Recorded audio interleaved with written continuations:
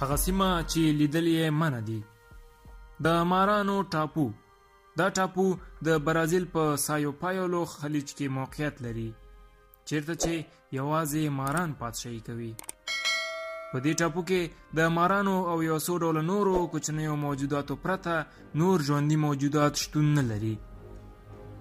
دا ټاپو تقریبا 100,000 کاله پخوا هغه وخت رامنځته شو چې د سمندر د اوبو سطحه ټیټه شوه او هغه ځای د یو ټاپو شکل غوره کړ.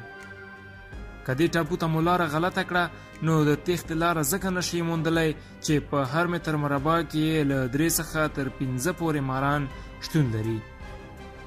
د نړۍ تر ټولو خطرناک مار چې افوی طلایي ورته وایي هم د دې ټاپو اوسیدونکی دی.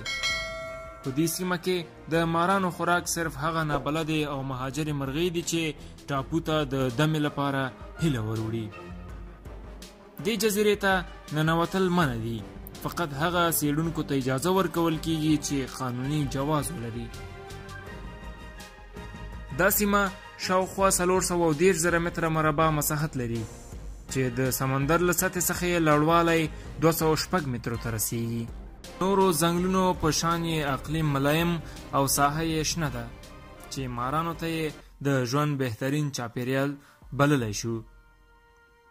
څېړنو ښودلې ده چې په دې ټاپو کې شاوخوا 2000 صرف زهري ماران اوسیږي چې له جملې تر ټولو خطرناک مار اوفوی طلایي دی. د دې مار زهر د نورو مارانو په نسبت له 4 څخه تر 15 چندو تیز او وژونکي دي. او په برازیل کې د مارانو په واسطه مړه شوي انسانان 90% د همدې مار